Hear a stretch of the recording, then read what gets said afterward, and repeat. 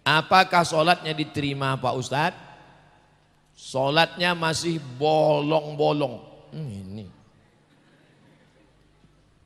Man taraka sholata muta'ammidan, siapa yang meninggalkan sholat secara sengaja, faqad kafara jihara, kafirlah dia secara nyata.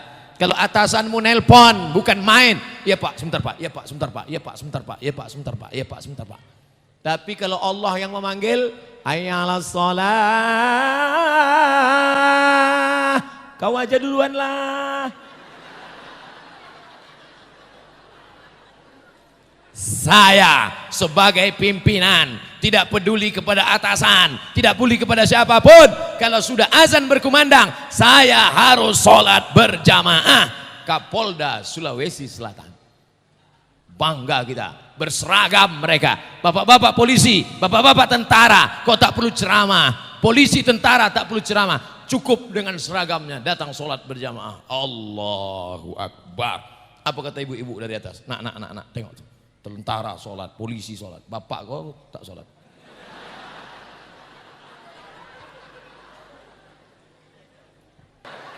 Ustadz yang mulia, aku ini tak ingin nikah karena aku ingin menempuh ilmu.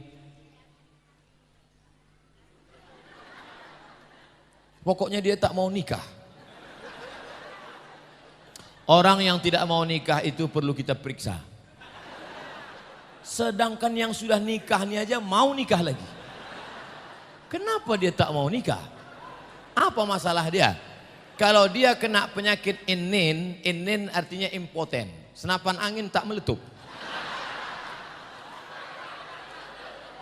Suami yang kena penyakit impoten, maka punya kesempatan berobat setahun. Kalau suami yang impoten berobat setahun tidak sembuh, maka istri boleh menggugat ke pengadilan. Udah, siap ibu? Hitung dah berapa bulan dia tak hidup. Laki-laki dia makan, dia minum, dia ada libido seksual, maka dia mesti menikah. Faman raghiba an sunnati, siapa yang tidak ikut sunnahku, maka dia bukan umatku. Tapi Imam Nawawi enggak nikah Pak Ustadz. Imam Nawawi hidupnya tahun 676. Kita sekarang 1440. Zaman Imam Nawawi perempuan itu yang nampak cuma biji matanya. Yang lain tertutup. Zaman kita sekarang matanya tertutup, yang lain terbuka.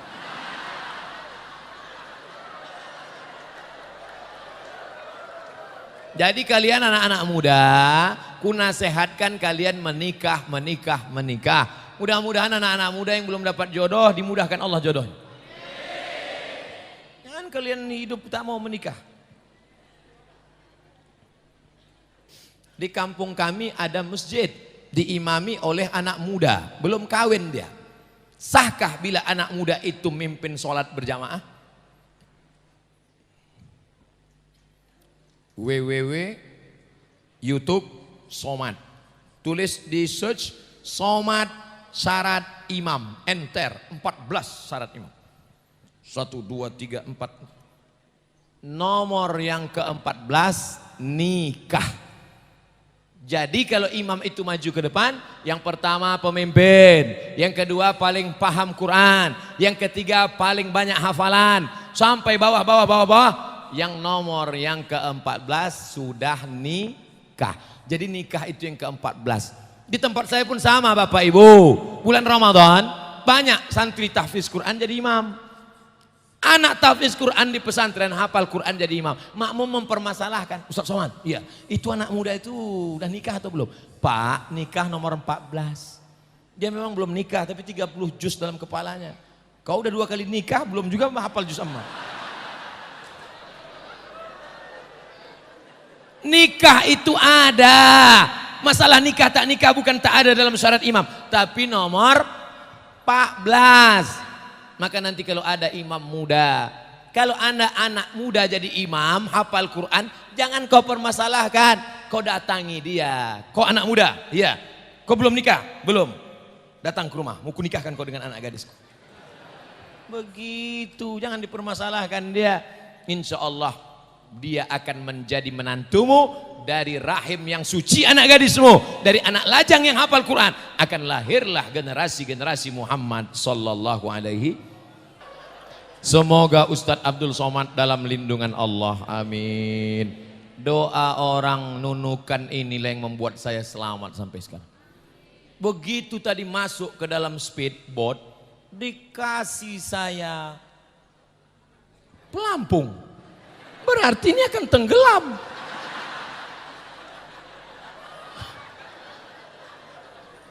Pucat juga saya sebentar. Selama ini kan itu digantung aja di atas, kadang di bawah. Tadi disuruh pakai, silakan pasang. Saya pun pasang, dalam hati saya gawat sekali ini. Kenapa saya selamat? Orang nunukan sudah berbulan-bulan berdoa, sampaikan Abdul Somad ke nunukan ya Allah. Setelah sampai, terserahlah ya Allah. Asal udah sampai dia kemari, baliknya udah terserah. Janganlah gitu, doakanlah saya sampai ke rumah.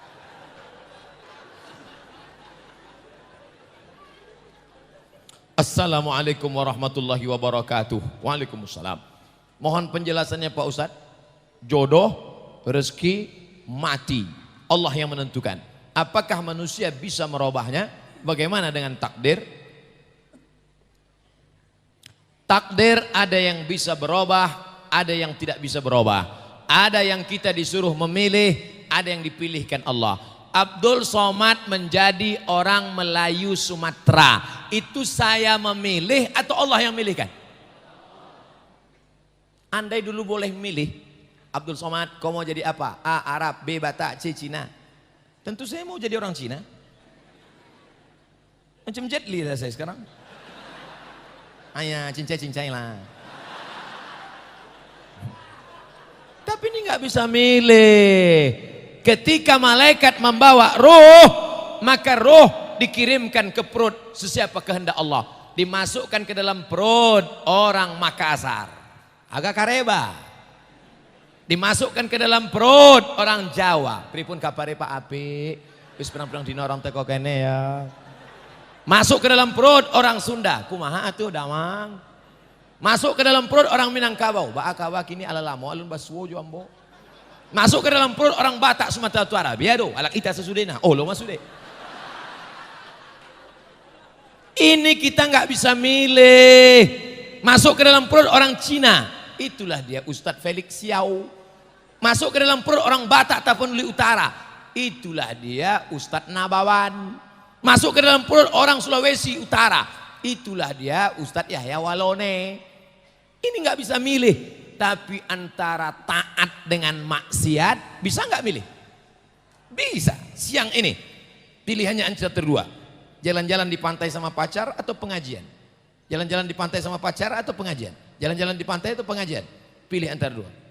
Jalan di pantai, pengajian. Pantai, pengajian. Pantai. Pergi pantai. Yang satu lagi dilanjutkannya. Pengajian, pantai. Pengajian, pantai. Pengajian. Ikut pengajian. Milih. Maka saat ini ada memilih, ada tidak. Jodoh. Memilih atau terpaksa? Milih. Dulu bapak calonnya kan banyak. Ada Fatimah, ada Aisyah, ada Khadijah. Kenapa itu yang kau pilih? Itu yang ditangkap Ansip kemarin Pak Ustaz. Kalian yang punya calon dua, kalian istikharah. Ustaz Somad, saya sudah istikharah. Yang mana jodoh saya Pak Ustaz? Pilihlah antara dua. Gimana caranya Pak Ustaz? Istikharah. Habis istikharah, pejamkan mata, nampak dia. Mana nampak? Dua-duanya nampak.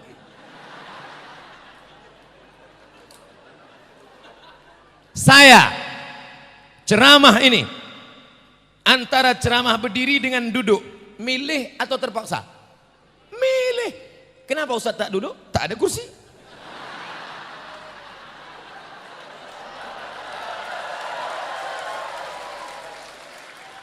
Oh, Ustaz nyindir ya? Enggak. Saya Ustaz yang tak pandai sindir menyindir. Saya ceramah memang minta berdiri supaya nampak saya masih muda. Kalau udah duduk, Assalamualaikum. Jangan sampai kau pakai narkoba, mabuk sakau, ditangkap Pak polisi, ada ustadz. Kenapa kau pakai narkoba? Sebenarnya saya tak mau pakai narkoba, tapi saya terpaksa oleh takdir. Ini kalau ada gini Pak polisi, tangkap paling antukkan ke dinding.